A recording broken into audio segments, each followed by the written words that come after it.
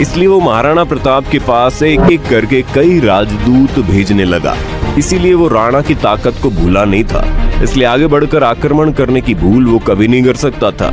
अचानक मुगल सेना में ये समाचार फैल गया कि शहंशाह अकबर खुद अपनी सेना लेकर आ रहे हैं। भारत के इतिहास में कुछ ऐसे शूरवीर हुए जिनके बारे में पढ़ने और सुनने से भीतर में एक जुनून भर जाता है।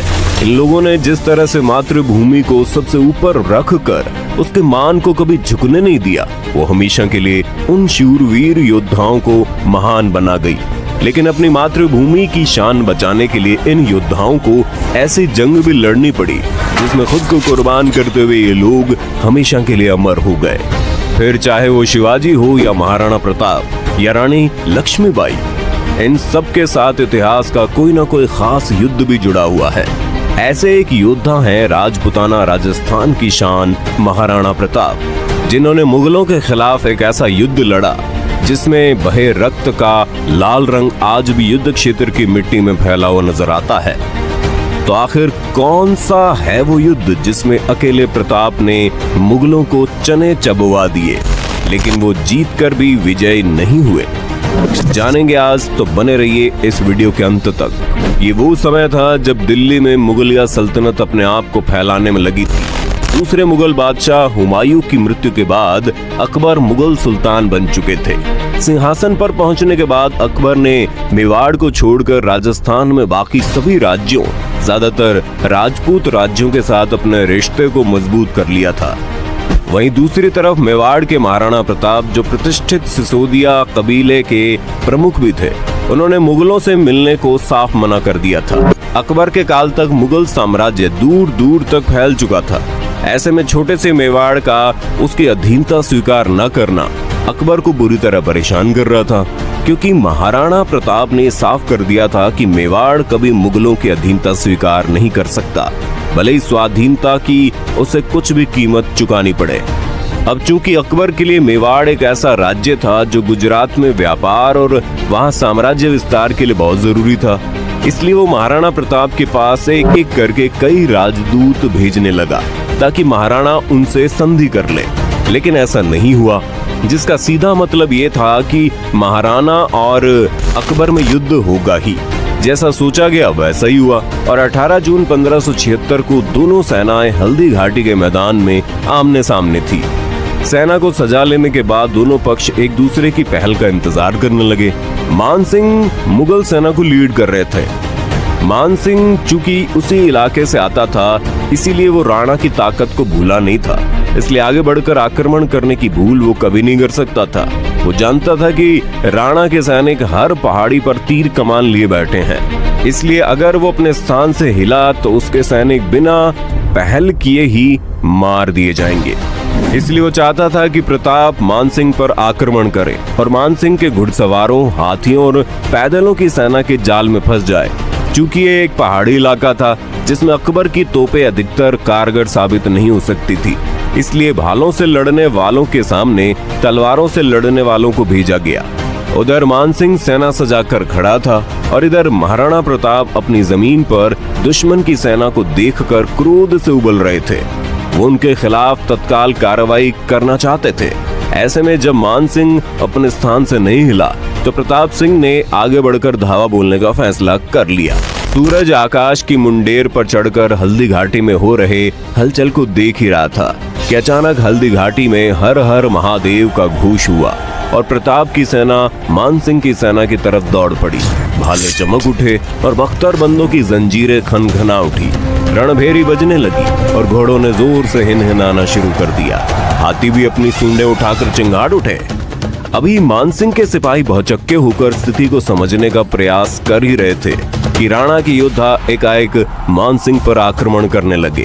मानसिंह ने भी स्थिति को देखते हुए आक्रमण शुरू कर दिया। दिन निकलने के कोई 3 घंटे बाद प्रताप की सेना का हाथी मेवाड़ का केसरिया झंडा फहराता हुआ घाटी से निकला। अब राणा ने मुगल सेना पर सीधा आक्रमण किया। उस समय मुगलों की सेना हल्दी घाटी के प्रवेश पर खड़ी थी, जो अब बादशाह का बाग कहलाता है। राणा का आक्रमण इतना जबरदस्त था कि मुगलों के आगे की सेना का अगला और बाएं अंग का दस्ता दोनों के दोनों तितर बितर हो गए। और उनका दाहिना और बीच का दस्ता भी समझ नहीं पा रहे थे कि वो क्या करे। हालांकि राणा की सेना बहुत छोटी थी और ना उनके पीछे कोई रास्ता था और ना उनके पीछे कोई दस्ता था जो उनकी इस शुरुआती पकड़ का फायदा उठाता और युद्ध को अपने कब्जे में कर लेता। इसलिए राणा ने शत्रु के मध्य की सेना तथा बाएं अंग की सेना को हराने के लिए हाथियों से प्रहार किया ताकि उनका युद्ध से कोई कंट्रोल जाए ना। युद्ध में महाराणा अपने नीले घोड़े पर सवार थे, जिसे हम सब चेतक के नाम से जानते हैं। चेतक के मुंह पर हाथी की नकली सूंड बंधी हुई थी जो असली हाथियों को भ्रम में डालने के लिए थी। कहा जाता है कि महाराणा ने चेतक को एक चक्कर दिलाकर कुंवर मानसिंह से कहा, तुम जहां तक हो सके बहादुरी दिखाओ, प्रताप सिंह आ पहुंचा है। ये कहकर उसने मानसिंह पर भाले का वार किया। मानसिंह के झुक जाने से महाराणा का भाला उसके कवच में लगा और वो बच गया। लेकिन महाराणा को लगा मानसिंह मर गया है, लेकिन तभी उसकी हाथी के सूंड में अटकी हुई तलवार से चेतक का पिछला एक पैर जख्मी हो गया। लेकिन वो तब भी महाराणा के साथ लड़ता रहा। फिर महाराणा ने मानसिंह को मरा समझकर घोड़े को पीछे मोड़ लिया। युद्ध का तीसरा हिस्सा भी महाराणा प्रताप के पक्ष में था, इसलिए मुगल सेना में भयानक निराशा छा गई और उसके पैर उखड़ने लगे। अचानक मुगल सेना में यह समाचार फैल गया कि शहंशाह अकबर खुद अपनी सेना लेकर आ रहे हैं। अकबर के आगमन की सूचना से उत्साहित होकर मुगल सेना ने महाराणा प्रताप को चारों ओर से घेर लिया। इससे महाराणा के प्राण संकट में आ गए। इसके बावजूद भी राणा अब भी मुगल सेना को गाजर मूली की तरह काट रहा था, लेकिन चारों तरफ से घिर जाने के कारण उस पर चारों ओर से हमले होने लगे। इस तीसरी और अंतिम मुठभेड़ में महाराणा प्रताप के शरीर पर 7 घाव लगे। 3 घाव भाले से, 1 घाव बंदूक की गोली से और 3 घाव तलवारों से। चूंकि अब प्रताप घायल हो चुके थे, इसलिए उन्हें लगा कि अब मर जाएंगे। तभी ऐसे में सरदार मन्नाजी झाला ने राणा का मुकुट खुद पहन लिया और प्रताप को सही सलामत युद्ध भूमि से बाहर निकलवा दिया।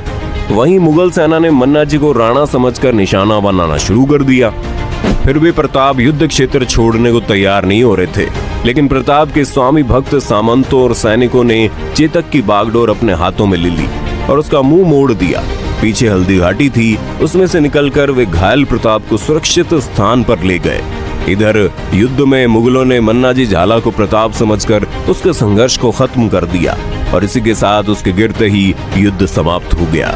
युद्ध के विजेताओं के बारे में आज भी इतिहासकार कई मत देते हैं, जिनमें से कुछ लोग तो ये कहते हैं कि जिस तरह से मुगल पर प्रताप का आक्रमण था और मात्र 4 घंटे के इस युद्ध में पूरी मुगल सेना लगभग बर्बाद हो गई और इसे एक तरह से महाराणा और उसकी सेना को ही विजयी मानना चाहिए। इसके साथ ही चूंकि प्रताप खुद घायल हो गए थे और मानसिंह भी मरा नहीं था, इसलिए कुछ लोग ये भी कहते हैं कि अकबर की सेना ये युद्ध जीत गई। खैर, जीत और हार जिसकी भी हुई, लेकिन कहते हैं कि हल्दी घाटी के ऐतिहासिक युद्ध के बाद महाराणा प्रताप का स्वाभिमान काफी डगमगाने लगा।